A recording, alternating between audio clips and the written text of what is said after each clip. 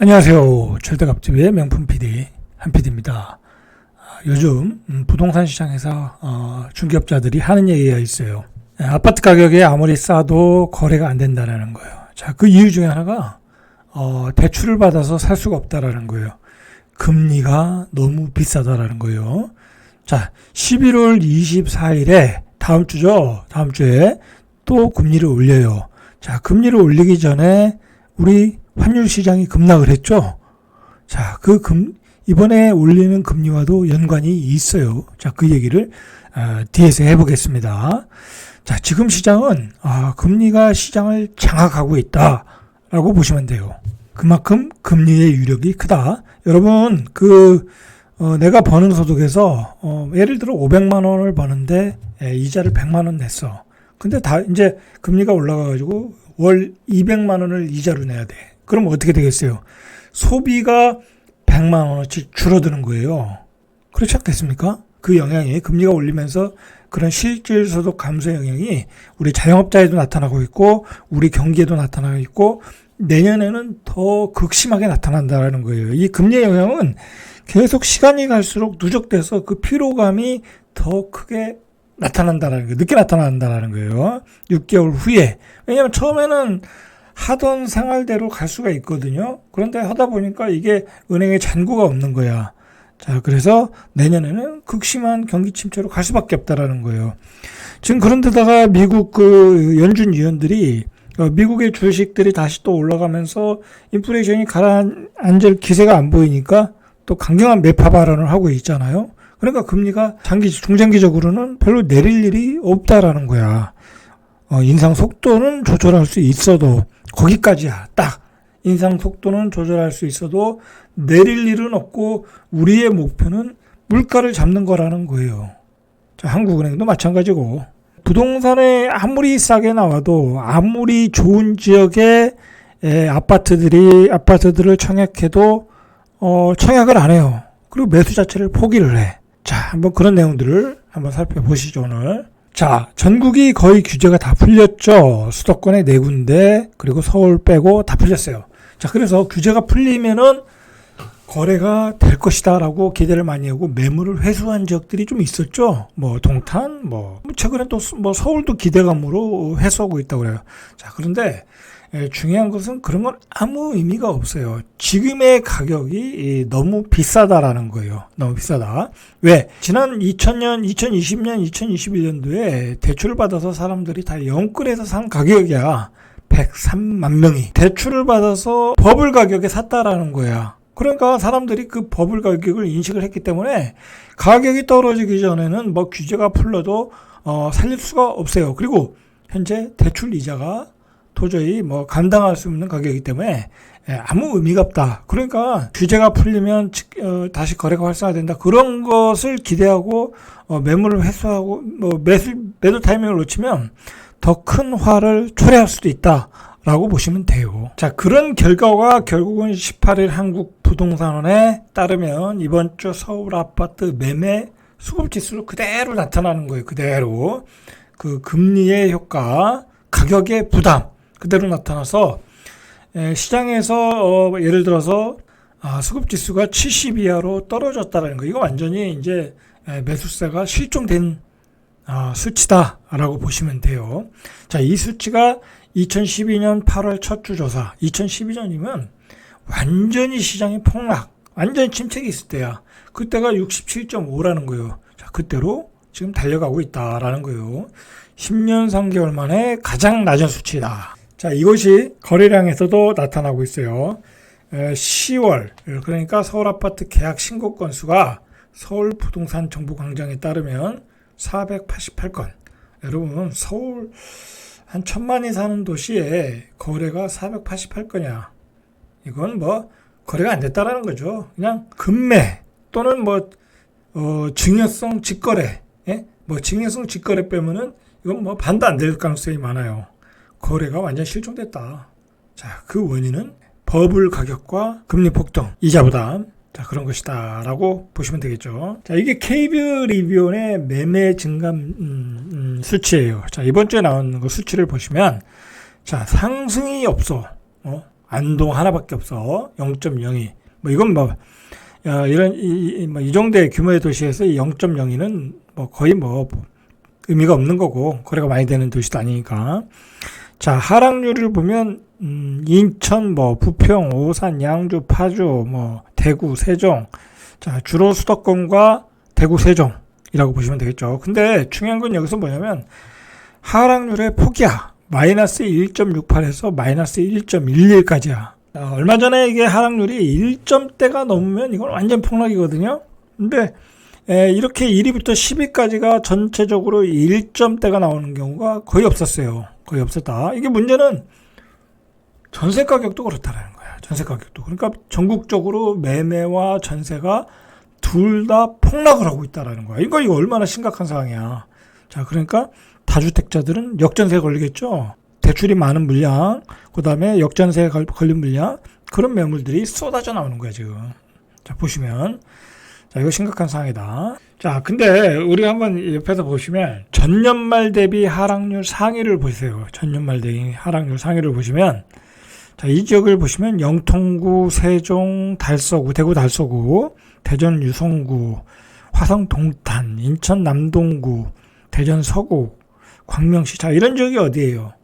다 2020년, 2021년, 2019년 그 갭 투자, 뭐 투기꾼들 연끌하신 분들이 많이 들어간 지역이야. 자, 그런 지역에서 이렇게 집중적으로 하락이 나타나는 거야. 자, 그러니까 2019년도부터 2020년, 2021년에 갭 투자하러 들어간 분들도 망했다고 보셔야 돼. 왜냐면 그때 가격이 다 떨어졌잖아. 지금 이런 지역은 2019년도 가격으로 다 떨어졌어요. 그러니까 먹은 게 없는 거야. 결국 먹은 게 없는 게 아니라 지금 이제 갭 역전세에 걸려서 오히려 원금 손실 상황에 부딪혔다라고 보시면 돼요. 자, 전세 증감을 보세요. 전세 증감을 보면 고양 덕양구가 마이너스 2%. 여기 덕양구는 완전히 폭락이야. 자, 여기도 한번 봐야 되겠네요. 왜 폭락인지. 자, 부산 서구 전부 2.1에서 1.31대야. 자, 이 중에서 마산 하포구는 또 재밌어요. 왜냐면 여기가 2년 전에 전세 물량이 모자르다고 해서 전세 가격이 급등했어요. 자, 급등했더니 2년 지났더니 너무 비싸네. 옮겨야 되겠네. 그러면서 이렇게 폭락을 하는 거야. 그때 또 갭 투자들 많이 들어갔죠. 자, 이것도 작살 난 거야, 이제. 응?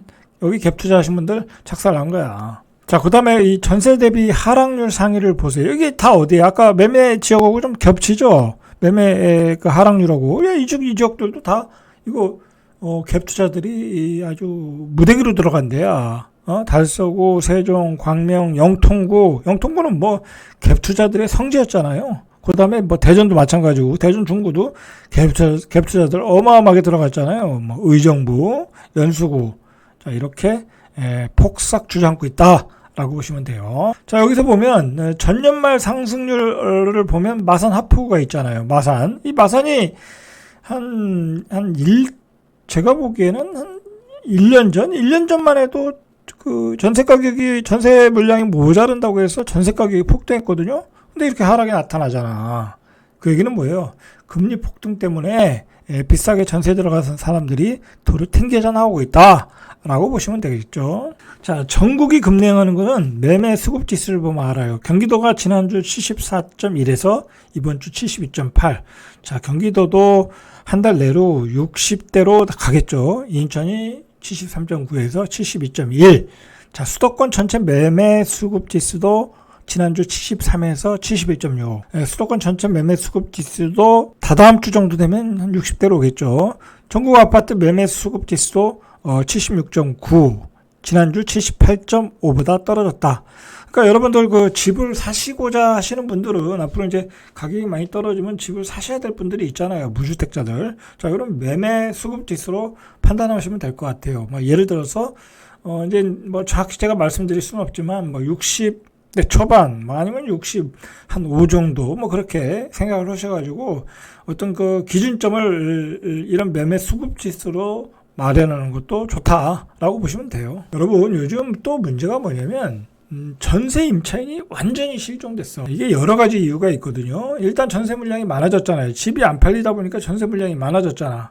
뭐 금리가 올라가니까 전세 사는 것보다 월세 사는 게 유리해졌고 여러 가지가 이유가 있어서 그리고 이제 문제가 되는 게 뭐냐면 2년 전에 전세 가격이 급등했잖아. 이제 그것 때문에 역전세 현상이 일어나고 있다라는 거예요. 그래서 이제 세입자를 찾는 집주인이 많아졌다. 그래서 이걸 뭐로 할 수 있냐면 이번 주 아파트 전세 수급 지수 서울 70.6이야. 수도권이 72.3.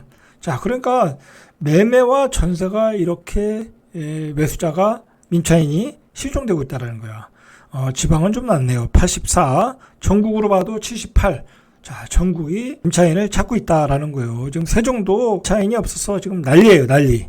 세종은 제가 그건 따로 방송을 해드리겠습니다.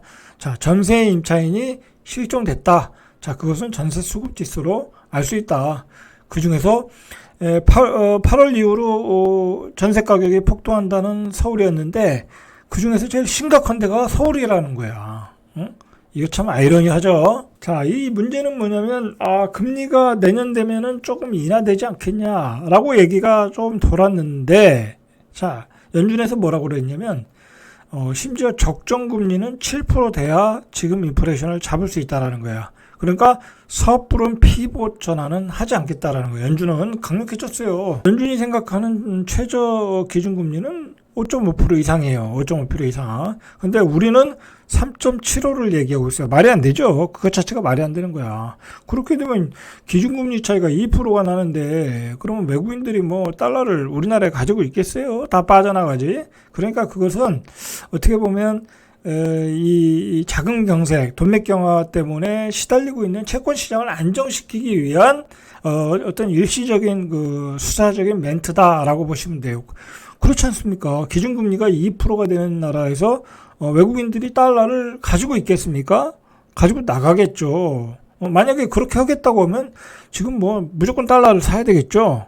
자, 이런 상황이고 지금 그 건설사들이 자금 회전이 안 돼가지고 무척 어렵거든요. 정말 대형 건설사들도 지금 자회사에서 모회사에서 돈을 끌어오고 그 모회사라고 해서 뭐 돈을 쌓아놓는 것도 아니잖아요. 예를 들어 롯데건설이 롯데케미칼에서 돈을 뭐 1조 이상 가지고 오는데 롯데케미칼이 1조가 있는 게 아니잖아요. 그러니까 롯데케미칼을 유상증자를 하더라는 거야. 우리가 우려하던 상황들이 자꾸 나타나고 있어. 그 롯데케미칼이 유상증자로 뭐 어떻게 되겠어? 그 주주의 그 주식의 가치가 희석되는 거잖아요. 그러면 소액 그 주주들은 손해를 보는 거야. 자, 그런 게 앞으로 나타날 것이다 얘기했잖아요. 경기가 안 좋으면 결국 기업들은 유상증자를 한다고. 그러니까 지금은 뭐 롯데케미칼 우량한 회사잖아요. 근데 우량한 회사도 그렇게 했잖아. 그러니까 지금은 함부로 주식 투자하면 안 된다라고 저는 생각을 해요. 왜냐면 돈이 모자라면 유상증자 한다니까 그게 문제라니까. 자, 그러니까 이 중소형 건설사들은 얼마나 똥줄이 타겠어요. 지금 뭐 분양을 하고 있고 할 것들이 많은데 분양이 안 돼. 자, 그러니까 할인 분양 얘기가 나오고 있더라. 자, 어떤 그 아파트는 여기 뭐 굉장히 대형 브랜드고 입지가 좋은 아파트인데 거의 안 팔렸어요. 분양가가 높다 보니까 벤츠 6대를 경품을 주겠다는 거야. 6대를 준다는 거야. 뽑아서 선출해서 그 추첨해서 자, 오직하면 벤츠까지 나왔겠냐. 그리고 어떤 아파트는 중도금 뭐 40%까지는 무이자 혜택 주고 추가로 현금, 그러니까 추가로 현금 준다는 얘기는 깎아주겠다라는 거, 깎아주겠다. 그리고 기존에 분양받았던 분들한테도 돌려주겠다, 3천만 원까지. 이런 현금 혜택까지 동원되고 있다라는 거. 이런 할인 분양은 지금 시작에 불과해. 뭐, 그러니까 예를 들어서 대구 같은 시장들, 지금 뭐 미분양 안 돼서 난리잖아요. 정말, 그, 유동화증권, 부동산 PF증권, 그거 차환 발행이 안 돼서, 공사 금액도 못 마련하는 데가 나올 수 있거든요. 자, 그런 데는 이제 할인 분양 들어갈 수밖에 없어요. 이제 기다리시면 돼. 뭐, 비싼 걸 왜 받냐고. 그죠? 뭐, 대전 같은 데서 뭐, 6억 8천, 6억 5천, 그런 걸 뭐로 받냐고. 기다리면 할인 분양하는데, 예? 광역시에서 그렇게 비싸면 별 의미가 없어요, 이제는. 생각하시고 받으셔야 돼. 자, 어떤 데는 샤넬 명품백 1,000만 원짜리도 등장했어요. 자, 15일 진행된 서울 중량구 중화동의 리버센 SK뷰. 여기가 이제 역세권이에요. 역세권. 뭐 나름대로 롯데캐슬이고 좋잖아요. 브랜드가. 자, 336가구 모집에 2,090명이 왔어요. 그래서 6.2대 1. 자, 이게 왜 문제가 됐냐면 특히 이제 84C 타입의 60가구 모집에 105명. 1.75대 1. 그러니까 뭐 인기 없는 스타일은 별로 뭐 미분양이 날 수 있다라는 얘기예요. 이 정도 경쟁률이면. 그러니까 입지에 비해서 별로 세지 않았다라는 거예요. 세지 않았다. 자, 그 원인은 뭐예요? 자, 보시죠. 한마디로 기존의 분양가가 주변 시세와 별 차이가 없다라는 거예요. 이 단지 분양가가 최고가 기준 전용 5구가 7억 6,290만 원. 근데 이제 여기에 중도금 이자, 발코니, 그 다음에 옵션, 그 다음에 에어컨까지 집어넣으면 3, 4천 되겠죠. 그 다음에 849가 9억 7천 920만 원인데, 자, 구축단지인 중화동 한신아파트의 최근 거래 금액이 5구가 7억 4천, 그 다음에 84가 9억 1,500이라는 거야. 그러니까 주변 단지와 시세 차익이 없는데, 신축 단지는 중도금 이자 들어가야죠. 옵션 들어가야지 하다 보면 84 기준으로 한 10억 5천 들어간단 말이에요. 그러니까 이게 한 1억 4천 정도 더 비싸. 근데 지금 집값은 떨어지는 추세야. 그러니까 사람들이 분양을 안 받는 거죠. 자, 그러니까 이 아파트의 경우에 또 미계약분이 쏟아져 나올 수 있어요. 자, 쏟아져 나면 시장은 극도로 안 좋다라고 보시면 되겠죠. 자, 이런 상황 때문에 지금 미계약분이 쏟아져 나오는 상황이에요, 지금. 자, 지금 문제가 뭐냐면 금리가 이제 고점을 치지 않았냐. CPI 지수도 고점을 쳤기 때문에 인플레이션도 고점을 쳤기 때문에 금리가 고점을 치고 이제 스톱하고 완화로 가지 않겠냐 했는데 연준 인사들은 여전히 인플레이션에 맞서야 할 때라고 이야기를 인터뷰를 했어요. 자, 이날 닐 카시미리 미니애폴리스 연은 총재 역시 물가 상승세가 멈췄다는 것이 명확해질 때까지 금리를 계속 인상해야 되겠다. 이게 이구 동성으로 이러고 있어요. 그리고 전날 메리 데일리 샌프란시스코 연은 총재는 미국의 최종금리 수준을 최대 5.2% 예상하고 있다라는 거예요. 그러니까 앞으로 1.2%는 더 올려야 된다라는 거예요. 자, 블러드 총재 같은 경우는 뭐 7%까지도 얘기했어요. 그러니까 아주 강경한 발언들이 계속 나오고 있고 금리 인상 중단 가능성은 완전히 일축됐다라고 보시면 돼요. 자, 문제는 우리 한국은행 금융통화위원회가 11월 달에 한 차례 더 금리를 올려야 되거든요. 자, 그런데 이게 금통위가 1년에 총 8차례가 열려요. 1월, 2월, 4월, 5월, 7월, 8월, 10월, 11월. 그러니까 11월이 마지막 달인데 지금 이제 나오는 얘기는 전에는 무조건 그 빅스텝이었거든요. 0.5였는데 지금 우리 자금 사정이 너무 안 좋다 보니까 0.25를 얘기하고 있어요. 거기다 더불어 어떤 얘기까지 나오고 있냐면 요번에 0.25 올리고 다음에 0.25, 0.25 두 번 올리고 마무리해야 되는 거 아니냐.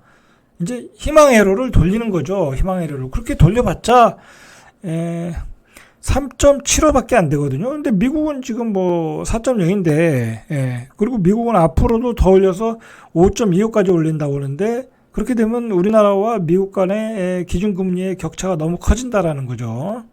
자, 어쨌든 지금 중요한 것은 다음 달에는 베이비 스텝으로 갈 수밖에 없다라는 절박한 상황이라는 거야. 우리나라는. 자, 근데 그게 왜 그러냐면 지금 이제 강원도발 레고랜드 사태가 겹쳐 국내 채권 시장이 완전히 지금 자금 경색이에요.